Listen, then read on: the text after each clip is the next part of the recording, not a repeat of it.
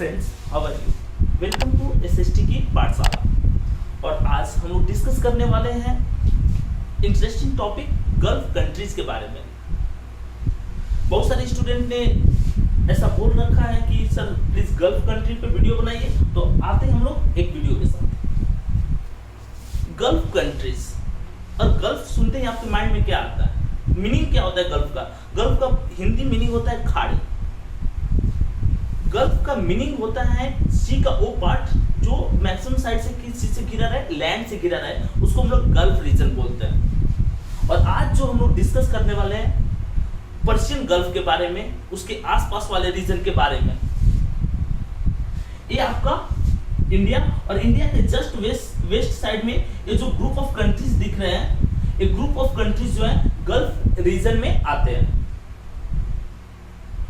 अब यहां देखिए, गल्फ ऑफ ओमान और पर्शियन गल्फ। पर्शियन गल्फ और गल्फ ऑफ ओमान के बीच में स्ट्रेट है। प्रीवियस वीडियो में हम लोग डिस्कस कर चुके स्ट्रेट होता क्या है। स्ट्रेट मतलब जो दो लैंड बाउंड्री को, ऐसा वाटर सोर्सेस जो दो लैंड बाउंड्री को कनेक्ट कर, उसको स्ट्रेट बोलते हैं। तो स्ट्रेट ऑफ हर्मुज जो है यहाँ पर है। स्ट्रेट ऑफ हर्मुज किसके बीच में? गल्फ ऑफ ओमान और गल्फ ऑफ पर्शिया के बीच में है। अगर हम लोग ज्योग्राफिकली देखें कि गल्फ ऑफ पर्शिया यानी गल्फ कंट्री में टोटल नंबर ऑफ मेंबर कितने होंगे, तो ज्योग्राफिकली गल्फ कंट्रीज में 7 मेंबर है। ओमान, सऊदी अरबिया, यूएई, यहाँ देखिए छोटा सा पार्ट यूएई, कतर, ठीक है, बहरीन, कुवैत और इराक। ये ज्योग्राफिकली ये 7 कंट्री है।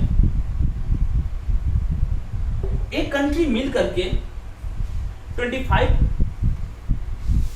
1980s का जो टाइम था, तो 1980s में ईरान और इराक दोनों आपस में लड़ते रहते थे, वॉर चलते रहता था इनके बीच में। तो इस वॉर से अपने आप को सेपरेट रखने के लिए, प्रोटेक्टेड रखने के लिए और अपने इकोनॉमिकल डेवलपमेंट के लिए एक कंट्री जो है इस रीजन में, इन्होंने एक ऑर्गेनाइजेशन बनाया जिस ऑर्गेनाइजेशन का नाम है GCC, gulf corporation council.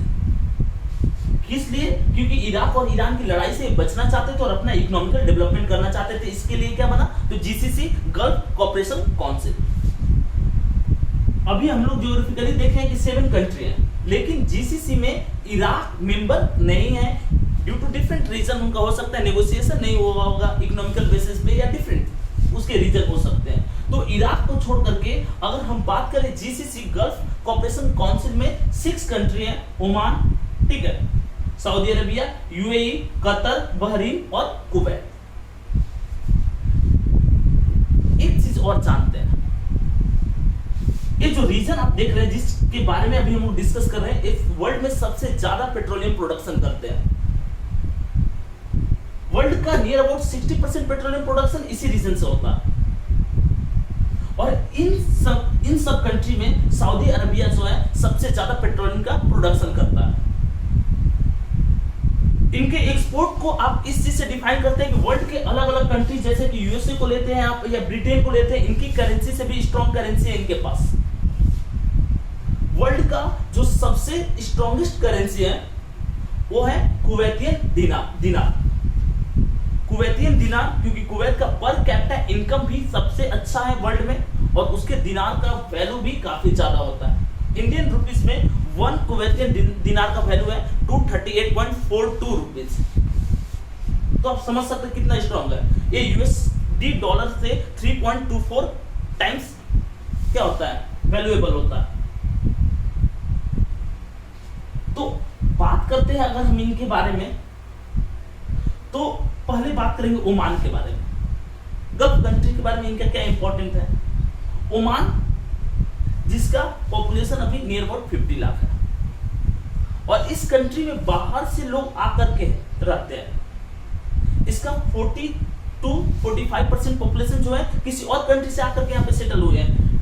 50 lakh में अप्रोक्स 9 to 10 लाख इंडियंस ही यहाँ पे रहते हैं, ठीक है। और द्वार एक पोर्ट है जिसको इसने इंडिया के लिए ओपन कर दिया है कि आप यहाँ पे आकर के कैसे भी इसको एंजॉय कर सकते हो। किस चीज को? तो द्वार पोर्ट को, ठीक है। द्वार नहीं सर, सॉरी, वैक्यूम पोर्ट को आप किसी भी वे से एंजॉय कर सकते हो, मतलब उसको यूज कर सकते हो, यानी कि इंडिया से इसका रिलेशन बहुत ही ज्यादा अच्छा है। बात करते हैं इसके कैपिटल के बारे में, तो ओमान का कैपिटल है मस्कट। ओमान का कैपिटल मस्कट, ठीक है। और ओमान का करेंसी है ओमानियन रियाल, ठीक है। इसके बाद हम लोग सऊदी, और इसका जो मैक्सिमम पॉपुलेशन है ये इस रीजन में, ये जो आपको रीजन दिख रहा है गल्फ ऑफ ओमान के पास में है, और इधर जो है बैरन लैंड है। सऊदी अरेबिया टोटली डेजर्ट वाला रीजन है, इसका ये रीजन जो है यहाँ पे पॉपुलेशन है। कैपिटल सऊदी अरेबिया का रियाद है और सबसे ज्यादा पेट्रोलियम प्रोडक्शन करता है। करेंसी इसका सऊदी अरेबियन रियाल है। कतर कैपिटल दोहा, इसका करेंसी है कतरियन रियाल, ठीक है। कुवैत का कुवैतियन दिनार है करेंसी। कुवैत का कैपिटल है कुवैत सिटी, और सबसे स्ट्रॉन्ग करेंसी इसके पास है। पर कैपिटा इनकम भी यहाँ पे सबसे अच्छा है। बहरीन का मनामा कैपिटल है, और इसका करेंसी है बहरीनियन दिनार। यूएई वर्ल्ड के डेवलप्ड सिटी दुबई यूएई में लाइज करता है, और दुबई के साथ साथ इसके पास और भी अच्छे सिटी है। अबू धाबी है, शारजाह है, जहाँ पे क्रिकेट मैच होता है, क्रिकेट मैच के लिए फेमस है वो। इंडिया पाकिस्तान के क्रिकेट मैच वहां पे होते थे, अभी भी आईपीएल वहां पे हो रहा है। तो ये आपके लिए नोन शहर है, Sharjah, Dubai, Abu Dhabi. Capital इसका यूएई का अबू धाबी है, कैपिटल अबू धाबी है, और इसका करेंसी है दिरहम। बहरीन जो है 33 आइलैंड का एक ग्रुप है। आर्कियोलॉजिस्ट का मतलब होता है जब दो आइलैंड के बीच में डिस्टेंस काफी कम होता है, तो इसको हम क्या बोलते हैं, आर्कियोलॉजिस्ट बोलते हैं। और ऐसे 33 आर्कियोलॉजिस्ट का एक एग्जांपल है कौन, बहरीन।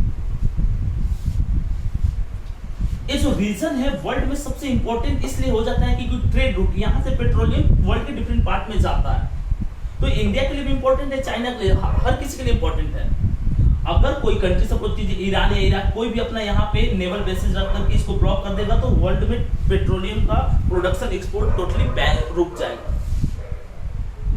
अभी हाल ही में न्यूज में ग्वादर पोर्ट पाकिस्तान में है, और चाइना जो है पाकिस्तान से सीपैक बना रहा है, यानी चाइना से डायरेक्ट कनेक्टिविटी दे रहा है किस चीज को, ग्वादर पोर्ट को, ताकि इस ग्वादर पोर्ट से वो अपने कंट्री में डिफरेंट गुड्स को ले जा सके।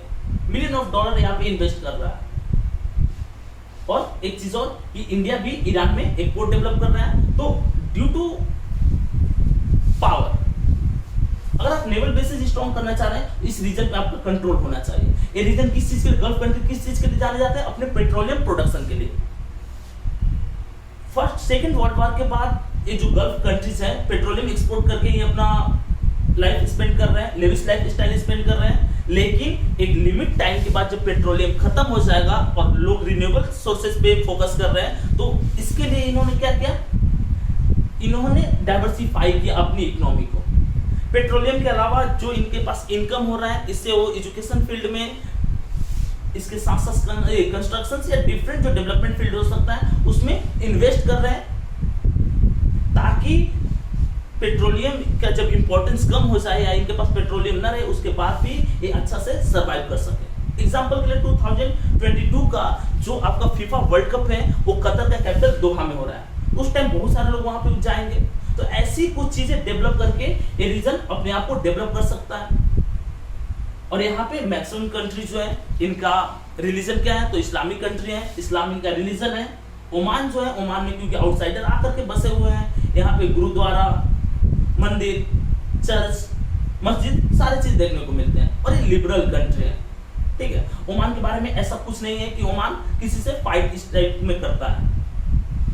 UAE United Arab emirates, emirates इसको क्यों बोलते हैं, जैसे एम्पायर होता है, एम्पायर के रिप्रेजेंटेटिव को एम्पेरर बोलते हैं, वैसे ही इमिरेट्स के रिप्रेजेंटेटिव को इमिरी बोलते थे। और यूएई जो है ऐसे 7 इमिरेट्स का क्या है, ग्रुप है, और उसमें से शारजाह, अबू धाबी, दुबई, ये सब इमिरेट्स हैं। इमिरेट्स मतलब जहां पे कोई ना कोई रॉयल फैमिली मेंबर रूल करे। तो इस तरह से आपका गल्फ कंट्रीज का जो इंफॉर्मेशन था वो खत्म होता है। इसके बाद भी अगर आपको कोई डाउट हो तो आप मुझे टेलीग्राम पे मैसेज कर सकते हैं, इंस्टा पे डीएम कर सकते हैं या ईमेल करके क्वेश्चन पूछ सकते हैं। मिलते हैं फिर नेक्स्ट वीडियो के साथ। वीडियो आपको अच्छी लगे तो लाइक करें, सब्सक्राइब करें और शेयर करें।